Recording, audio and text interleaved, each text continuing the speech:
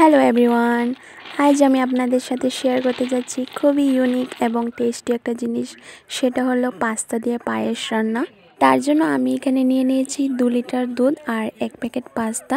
তো দুধটা আমি গরমে বসিয়ে দিয়েছিলাম, একদমই জাল হয়ে গেছে। তো এখন এর মধ্যে দিয়ে দেবো আমি পাস্তাটা। আর পাস্তা আমি এক প্যাকেট ছিল, 1 প্যাকেটে 1 কেজি পাস্তা হয়। তো সবগুলো দিলাম না, বেশ অর্ধেকটাই দিয়ে দিলাম। তো এই পাস্তাগুলো দেখুন একটু কি সুন্দর। আমি পেঁচানো যে পাস্তাগুলো আছে সেই প্যাকেটটাই নিয়েছি।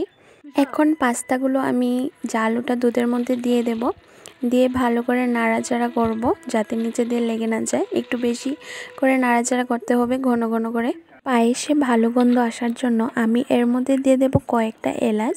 আর এলাচগুলো আমি মাঝখান দিয়ে ফাটিয়ে নিয়েছি যাতে পায়েসে এলাচের গন্ধটা খুব সুন্দরভাবে এবং তাড়াতাড়ি মিশে যায়। এরপর এর মধ্যে দিয়ে দেব কয়েকটা তেজপাতা আরও ভালো গন্ধের জন্য। আবার একটু নাড়াচাড়া করে নেব। আর পাস্তা সেদ্ধ হতে একটু সময় লাগে, তো সেই জন্য একটু বারবার করে নাড়াচাড়া করতে হবে যাতে নিচে দিয়ে লেগে না যায়। এখন এর মধ্যে দিয়ে দিচ্ছি চিনি স্বাদ মতো। চিনিটা একটু বাড়িয়ে দিতে হবে, যেহেতু পায়েস মিষ্টি হয় তাই একটু চিনি বেশি করে দিতে হয়। তো যাই হোক, চিনি দেওয়ার পর এখন আবার একটু ভালো করে নাড়াচাড়া করে নিচ্ছি। আগে থেকে বাদাম ভেজে রেখেছিলাম, এখন বাদাম দিয়ে দেব এটার মধ্যে। আর আরেকটু নাড়াচাড়া করে নেব।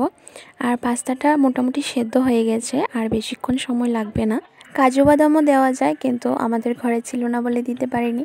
তারপর এর মধ্যে দিয়ে দেব কিশমিশ কয়েকটা, আর দিয়ে আবার ভালো করে নাড়াচাড়া করে নেব। পাস্তা একদমই সেদ্ধ হয়ে গেলে নামানোর আগে আমি এর মধ্যে দিয়ে দেব 1 মুঠো সুজি, যাতে পাস্তাটা আরও সুস্বাদু হয় আর একটু ঘনত্বটা বাড়ে। সো আপনাদের কাছে আমার এই ইউনিক পাস্তার পায়েসটা কেমন লেগেছে অবশ্যই কমেন্টে জানাবেন। আর আপনারা কি এরকমভাবে আগে খেয়েছেন কিনা সেটাও একবার জানাবেন। আমার কাছে তো এই পাস্তার পায়েসটা খুবই ভালো লেগেছিল। প্লিজ আপনারাও বাড়িতে একবার অবশ্যই ট্রাই করে দেখবেন। ট্রাই না করলে বুঝতে পারবেন না যে পাস্তা দিয়ে পায়েস রান্না করলে এতটা ভালো হয়। পাস্তাগুলো একদমই সুন্দর করে সেদ্ধ হয়ে গেছে। এখন এর মধ্যে আমি 1 মুঠো সুজি দিয়ে একটু নাড়াচাড়া করে ঢেকে রেখে দেব আর গ্যাস বন্ধ করে দেব। সো আপনাদের কাছে যদি আমার এই ইউনিক পায়েস রান্নাটা ভালো লাগে তাহলে অবশ্যই একটা লাইক করে দেবেন। আর কমেন্টে অবশ্যই জানাবেন যে কেমন লেগেছে আমার এই রান্নাটা। আবার দেখা হবে নতুন কোনো ভিডিও নিয়ে। ততক্ষণ আপনারা সবাই ভালো থাকবেন।